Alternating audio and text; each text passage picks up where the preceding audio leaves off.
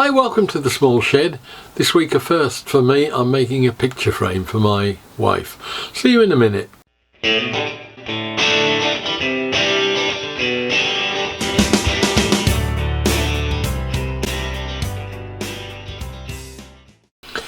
Now, some while back, a friend of my wife's bought her a quilting based jigsaw that seemed to be a bit of a pig to do, but my wife wanted to keep it framed so that she could put it up in her workroom. So the jigsaw's about 760mm by 500, I think.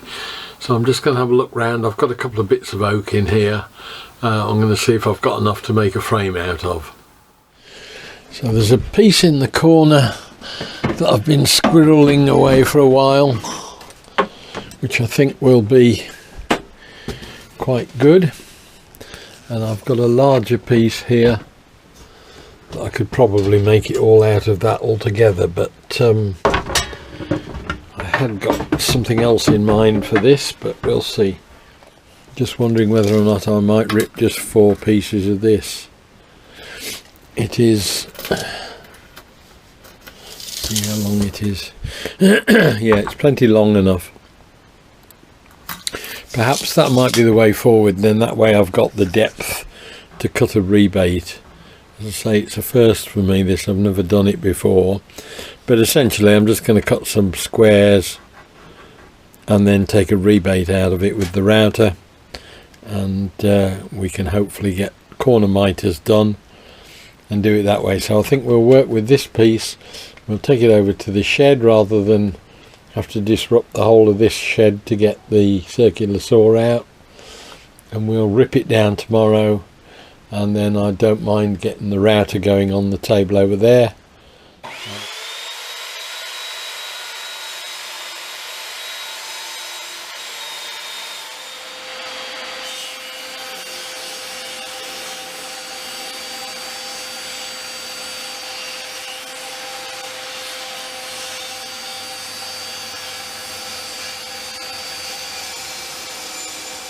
Now, I managed to get the rails through the planer yesterday.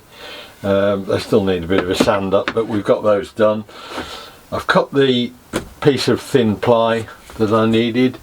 Unfortunately, typical example of measure twice, cut once. I was convinced in my own mind it was 750mm by 500. So I went and cut that. I've just got it home and it was too big, and when I measured it, it's 760, and then when I go and measure the jigsaw, it was 753. So complete catalogue of errors, but fortunately we've got enough room left on it to be able to cut it off rather than cutting it on, so that'll do that. So I'm just going to run this through the planer now and take the router now, and take out my rebate on the end for the depth, which is about 10mm. I'll measure that properly this time, and the framing of the actual thing itself. So there'll be a piece about like that coming out of it, I think, and then we can start to do the miters and put it all together.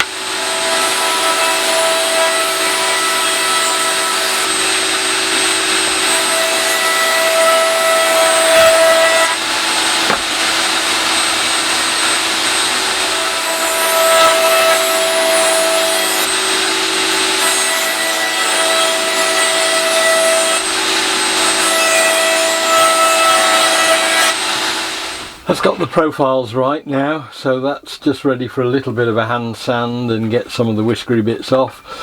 I've just got to take that outer edge off, I think, which will be the corner of the frame on the outside. I'm going to leave the sharp edges on the inside, but now we're on to the slightly more scary bit of cutting our miters, so I'll get that set up.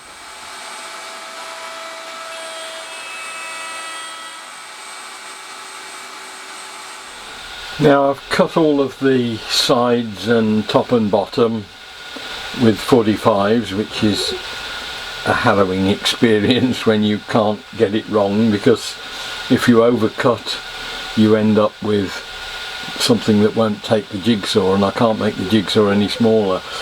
So I started out sort of a couple of 3mm too big and just cheated down on it slowly with the saw. But that's given me nice miters that are dead on the right angle. So I'm going to put these together. Now you can't really just glue those faces, it won't give a decent joint, and I'm not a huge fan of the sort of spline that a lot of people put in. You put a 45-degree cut in through the corner and then push a wedge in of usually in a dissimilar material, but even in a matching material I'm not particularly keen on that as a look. So I think I'm sort of going old school. I'm going to glue them, but I'm going to drill a very small hole there and just put a nail, a pin type join in, and then I'll just cover it over with a filler or a stopper afterwards. It's not as if this is going to be something that's an exhibition piece or anything, but if I put them top and bottom going up and down, they'll be in positions that they won't be seen. So we'll start and glue these up as right angles. I think I'll just do them one at a time, take my time over it, and as I say, carefully mark out and drill these right angles in exactly the right place so I can put a little pin in. I probably won't use steel. I'm just thinking that oak and steel don't get on very well together. It does tend to mark if there's the slightest element of damp or anything. It gives a bit of a coloured stain on it, as I've found out to my cost on the table. You can see here on this bit from the Button Factory where there's a steel pin gone in. It leaves a staining in the around the joint, around the actual pin itself. Given that's probably taken 100 years to get there, but I just don't want it to come out if it gets a bit of damp on it or anything.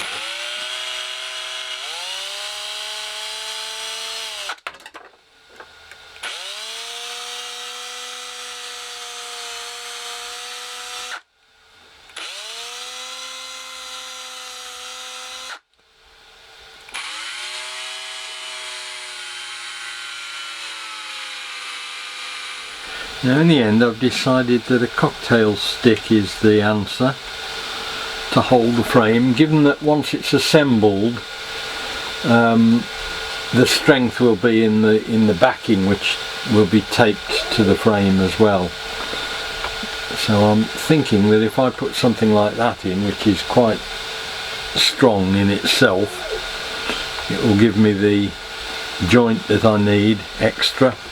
Now with just the two bits of cocktail stick holding that joint, it's become strong. There's not even any glue in that yet, and furthermore, if I leave them flush and sand them, I don't think you'll even see them once it's got a bit of oil on it. So I'm just going to pull that apart and put some glue on. I might use the CA Mitre Bond on that, I think, and put it together then, and we'll have a solid joint on the corners, I think.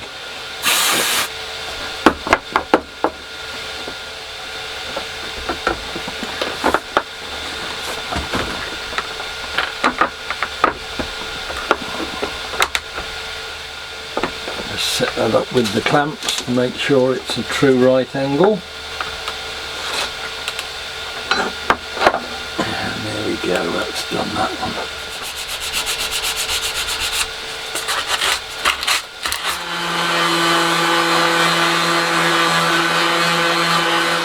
And that's the finished joint. It's pretty much invisible. As I say, there's a very small mark. You can see where the cocktail stick holds in there, but the rest of it is pretty much invisible, and it's strong enough for what I need it for. So we'll get the other three done the same and finish all the sanding then. Right, that's got the frame solidly together and sanded. Just going to check that it fits the piece that's got to go in there. Probably a bit late to be doing that really, but I'm pretty sure it was okay. Plenty of room in there. And as you can see, once that's in, with the thickness of the polycarbonate and the jigsaw itself, it should bring that more or less flush with the outside edge, and I can tape all the way around the edge and it'll make the whole thing a sort of a contiguous piece anyway. So we'll go and get the jigsaw, polycarbonate, and we can try and put it all together. Just a thought before I do that, I'll put some teak oil on the frame, give that a day or two to dry off, probably a couple of coats. That should just give it a nice bit of protection, as well as give it a nice bit of colour as well. So we'll put some teak oil on. About time I got some more. I think this was £2.99 from Wilko many years ago. I'm thinking it's probably closer to £7 or £8 now. I don't know, we'll see. But we'll just get that on first. As I say, we need it to dry off before we start and put it all together. So it's time to put it all together. At the moment it's sitting on the polycarbonate that I had cut. So I've just moved it out from the house. We'll try and get it onto the backing plate without too much disturbance. I've put a sheet of fabric down over the tables to keep it clean and tidy.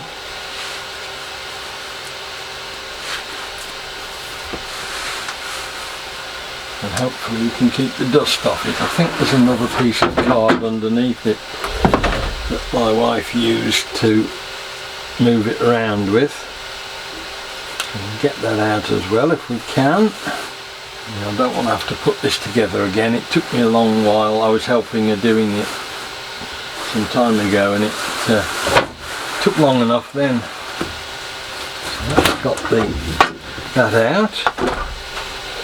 Just square it up over the backing board, and then I want to try and get the polycarbonate off, wrapper off one side, and then straight onto the material, so that we don't get any dust inside it. I can deal with dust on the outside, but once it's put together, trouble is there's static electricity generated by pulling this off, which attracts dust and little bits. It's already got a tiny bit on it from the material itself that's flying around.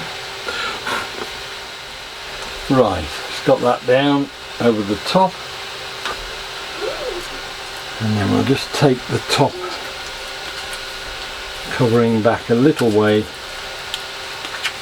to get it clear of the frame, I think, and keep it as clean as we can for as long as we can.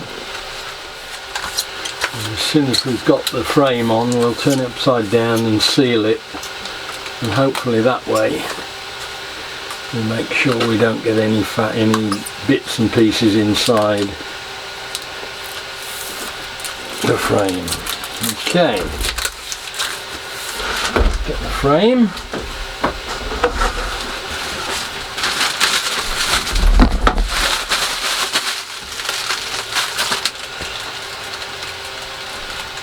Pop it over. Let's go on there,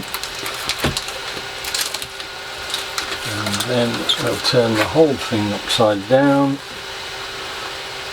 and hopefully then at that point we can seal it up for posterity. There we go. Just try and centre it up as much as I can, and we'll just get some tape then and seal all the joints, and then we can just put something on the back to put hooks in.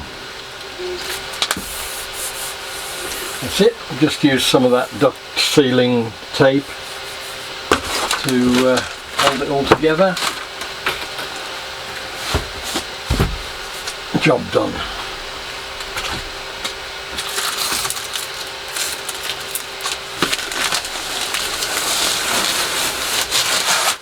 that's it now. I can get that hung. So I think that's where it's going to go, but we just need to get a decision made on location so we can hang it up, but pretty pleased with that.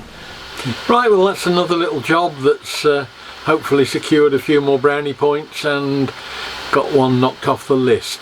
And it's having the YouTube channel that I've said before is the whole point of all of this, that if I'd been left to my own devices, that probably still wouldn't have got done. And it's only the fact that I'm now getting back into making content and looking to get jobs finished that I thought, oh, I'll just go out and do that one. It shouldn't take too long to do. And it's got another job done, a little bit of content, and hopefully you've enjoyed the video. I enjoyed building it. It's the first time I've done a picture frame, and hopefully, as I say, you enjoyed it as well. So look forward to seeing you next time when we're doing something different in the shed. I'll see you then. Bye.